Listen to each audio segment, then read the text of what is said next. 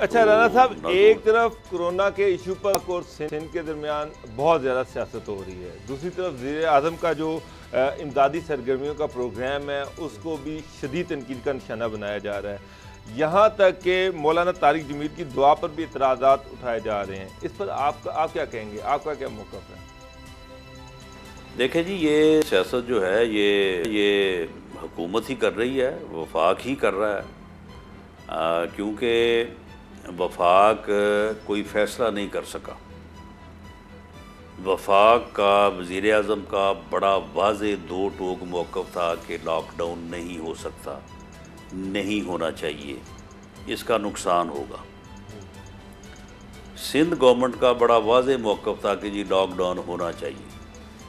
اب چاہیے یہ تھا کہ وفاق فیصلہ کرتا، لیکن کیونکہ وزیر اعظم نے قومی کنسنسس پیدا نہیں کیا، سب کو اکٹھا نہیں کیا، سب کے ساتھ انہوں نے بیٹھنا جو ہے وہ اپنی توہین سمجھا، تو پھر وہ اتنے کمزور تھے کہ سندھ کے چیف منسٹر نے جو ہے وہ 24 کو اناؤنس کر دیا کہ جی میں لاک ڈاؤن کر رہا ہوں، تو پھر وفاق میں اتنی ہمت نہیں تھی کہ اس کو روکتا یا اپنے ڈیسیجن پہ قائم رہتا۔ پھر وفاق نے بھی لاک ڈاؤن کر دیا، اسلام آباد میں بھی لاک ڈاؤن ہو گیا، پنجاب میں بھی ہو گیا، KPK میں بھی ہو گیا، بلوچستان میں بھی ہو گیا۔ لیکن کیونکہ وفاق کا موقف ادروائز تھا، فیصلہ انہیں مجبور ہو کے کرنا پڑا سندھ گورنمنٹ کی وجہ سے، تو وہ ایک کنفیوز لاک ڈاؤن ہوا۔ اس لاک ڈاؤن کا فائدہ نہیں ہوا۔ اگر اس لاک ڈاؤن کا فائدہ ہوتا تو 2 ہفتے بعد جو ہے وہ آپ مرحلہ بار اپنی اکانومی کو کھول سکتے تھے۔ آپ ان 2 ہفتوں میں میسو ٹیسٹنگ کرتے جس طرح سے باقی دنیا میں ہوا ہے، اور اس کے بعد ایریاز آئیڈینٹیفائی ہو جاتے، لوگ جو ہے وہ سسپیکٹس علیحدہ ہو جاتے اور ان کو آئسولیٹ کر کے تو اس کے بعد آپ کھول دیتے، کیونکہ 2 ہفتے کا جھٹکا اکانومی برداشت کر سکتی تھی، لوگ برداشت کر سکتے تھے۔ اس سے زیادہ کا جھٹکا برداشت کرنے کی پاکستان کی اکانومی میں سکت ہی نہیں ہے، لیکن ہم نے جو ہے وہ کام نہیں کیا جو لاک ڈاؤن میں کرنا تھا، لاک ڈاؤن کر دیا۔ وہ لاک ڈاؤن کم اور بزنس لاک ڈاؤن زیادہ تھا۔ ہم نے صرف یہ کیا کہ بازار بند کر دیے، فیکٹریاں بند کر دی، لوگوں کا کاروبار بند کر دیا، لیکن لاک ڈاؤن نہیں کیا۔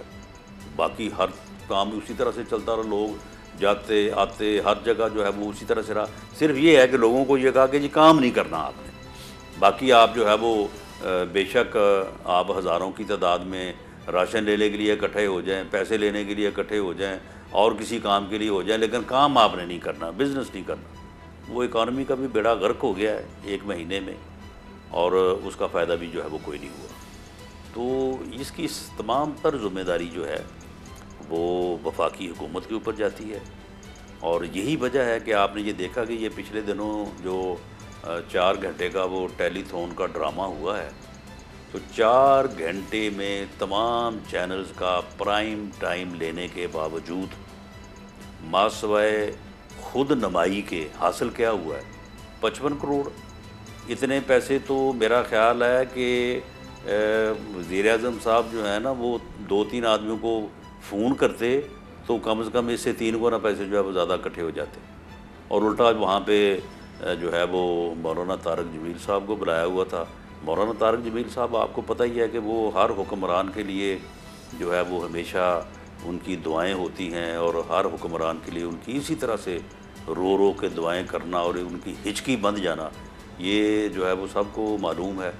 ایک زمانے میں وہ فرمایا کرتے تھے کہ میاں نواز شریف آپ اس ملک کی، پاکستان کی آپ آخری امید ہیں، اور اس وقت بھی جو ہے وہ اسی طرح سے وہ جذباتی ہو کے تو جو ہے ان کے آنسو نکلا کرتے تھے۔ تو اس دن انہوں نے جو ہے وہ ساری قوم کو ہی کہا کہ ساری قوم بے شرم ہے، بے حیا ہے، جھوٹی ہے، میڈیا سارا جھوٹا ہے، صرف ایک ہی آدمی سچا ہے۔ اس دن انہوں نے اپنے آپ کو بھی جو ہے وہ قوم کے ساتھ شامل کر کے خود کو بھی جھوٹا ڈکلیئر کر دیا۔ تو یہ اس قسم کی چیزیں جو ہیں، ان سے جو ہے وہ میں سمجھتا ہوں کہ معاملات الجھے ہیں، کوئی اس سے جو ہے وہ بہتری نہیں ہے۔ بہت شکریہ ثناءاللہ صاحب، مسلم لیگ کے سینئر رہنما ہمارے ساتھ تھے۔ سبسکرائب کریں اور بیل دبائیں تاکہ کوئی خبر رہ نہ جائے۔